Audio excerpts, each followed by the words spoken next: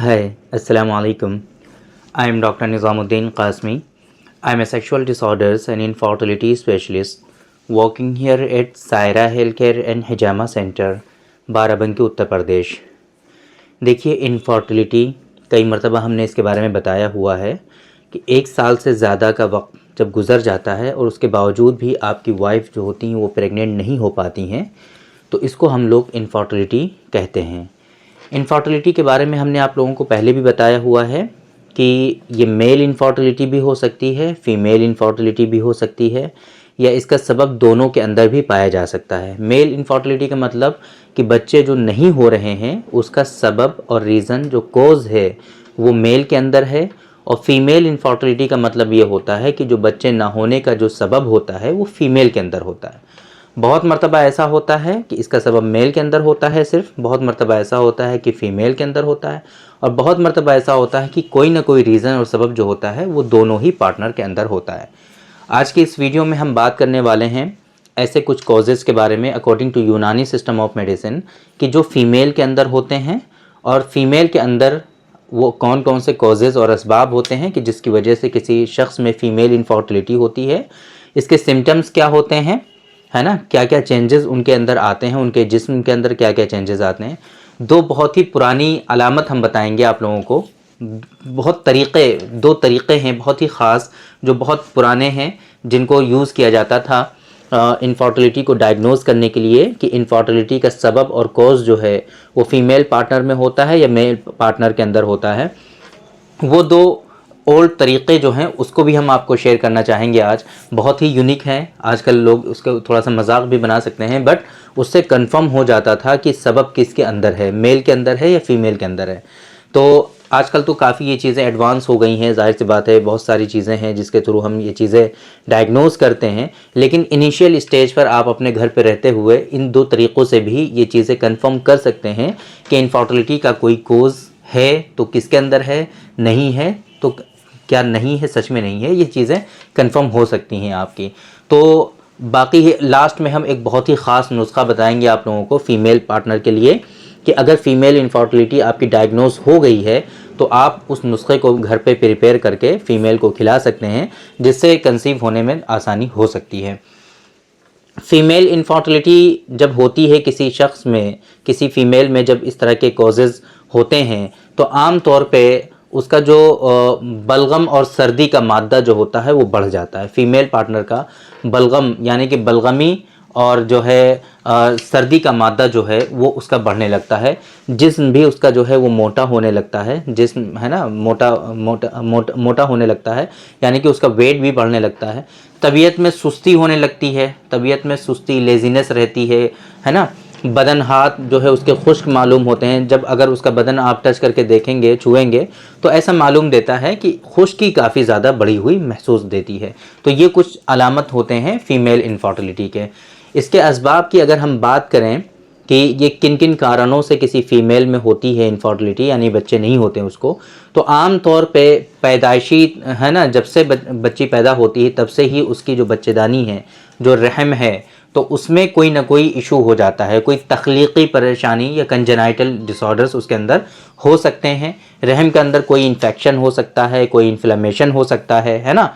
तो इसी तरीके से उसमें जो है ये रहम से रिलेटेड डिसऑर्डर्स हो सकते हैं, या फिर जैसे मेल पार्टनर है तो ज़ाहिर सी बात है वो मेल इनफर्टिलिटी में आ जाएगा कि अगर उसके जो टेस्टिकल्स हैं उसमें कोई परेशानी हो, है ना। मैंने बहुत मरतबा आप लोगों को बताया हुआ, अभी पिछली कई सारी वीडियोज़ में हमने सीमेन के बारे में आप लोगों को बताया था कि सीमेन का जो है कोई ख़राबी हो जाए सीमेन में, या सीमेन का मिजाज गड़बड़ हो जाए तो उसकी वजह से इनफर्टिलिटी होती है।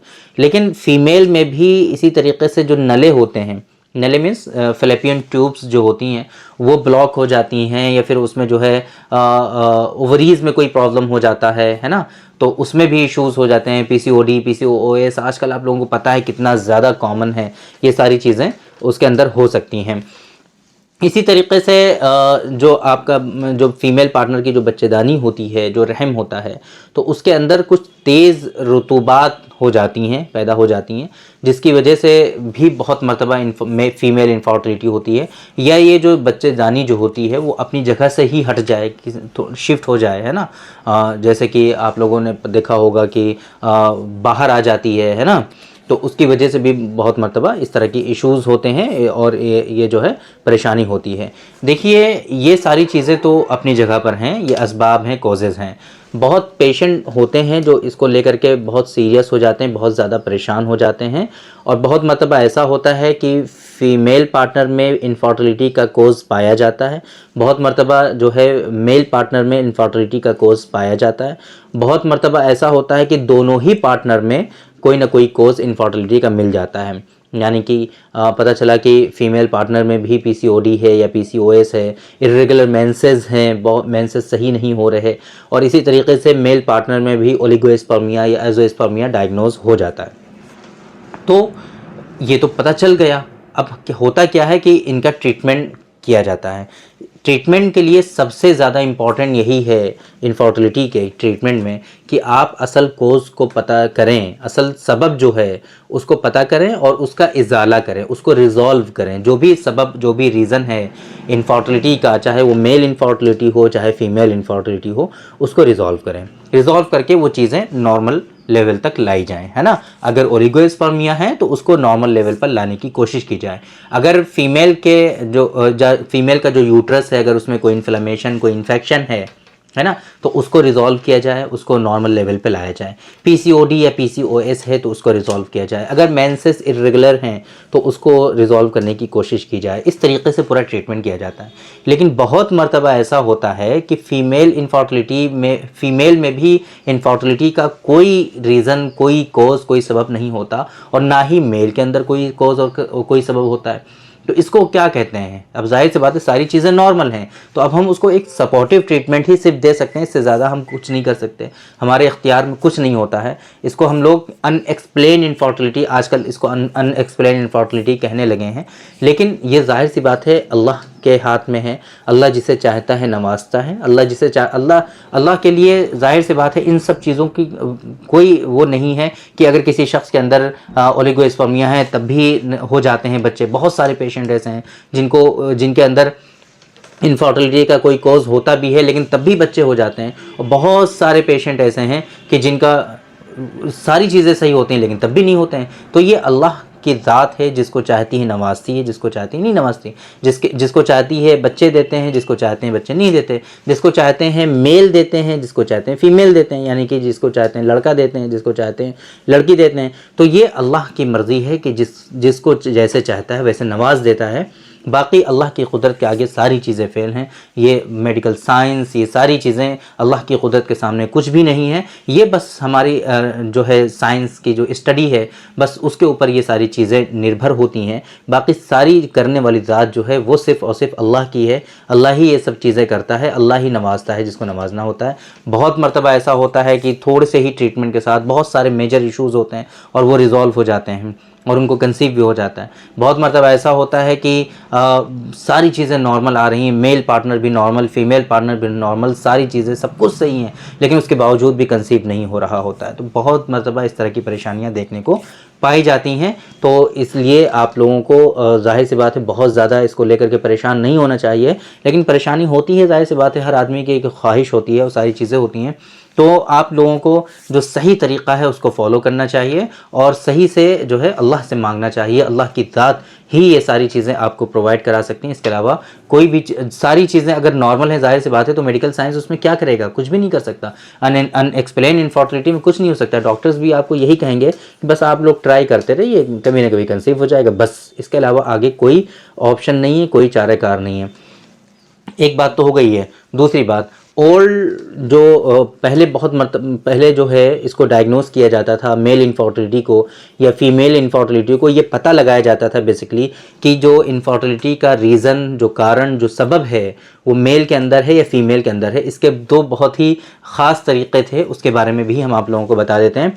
देखिए, 2 गमले लिए जाते थे, 2 गमले है ना, उसमें जो है मिट्टी और खाद वगैरह पूरा डाल करके अच्छे से उसके अंदर जो बो दिए जाते थे, जो एक गमला फीमेल पार्टनर के लिए और एक गमला होता था मेल पार्टनर के लिए, दोनों को जो है दोनों के ऊपर लिख दिया जाता था या निशान लगा दिया जाता था, जिससे पता चले ये फीमेल का है ये मेल का है। अब उसके अंदर दोनों से पेशाब करवाया जाता था, जिसका जो है उग जाया करता था। इसका मतलब होता है कि जिसका जो उग जाएगा वो जाम जाएगा, है ना, लग जाएगा, तो उसका जो है वो नॉर्मल माना जाता था, और जिसका जो नहीं उगता था उसके अंदर कोई ना कोई कोज पाया जाता था इनफर्टिलिटी का।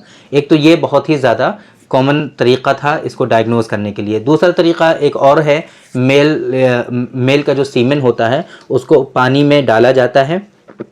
पानी में डालने के बाद अगर वो डिज़ोल्व हो जाता है, नीचे सीमेन बैठ जाता है, तो इसका मतलब होता है कि मेल पार्टनर नॉर्मल है, उसके अंदर कोई परेशानी नहीं है। तो अगर इन बच्चे नहीं हो रहे हैं तो कहीं ना कहीं फीमेल पार्टनर में इशू हो सकता है। ये हो सकता है, हम कह रहे हैं, कंफर्मेशन नहीं होती थी कि है, हो सकता है कि उसके अंदर परेशानी हो, एक बात।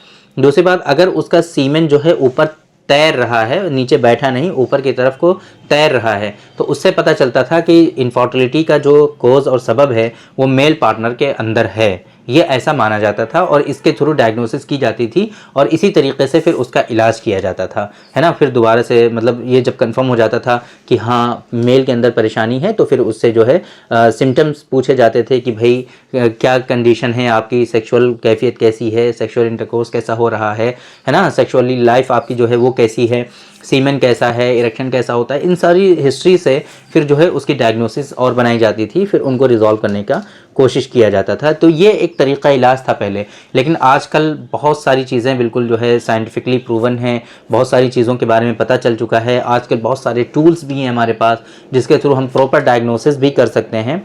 एक लेंदी प्रोसेस होता है और बहुत सारे इन्वेस्टिगेशन कराने पड़ते हैं, जिससे ये चीज़ें कंफर्म हो जाती हैं कि असल सबब जो है इनफर्टिलिटी का वो कहाँ पर है और असल कोज जो है इनफर्टिलिटी का वो क्या है और वो क्या ट्रीटेबल है या नहीं है, उसका ट्रीटमेंट क्या तरीक़ा है। ये सारी चीज़ें आजकल वेल नोन है अल्हम्दुलिल्लाह, और सही से इसका इलाज भी होता है।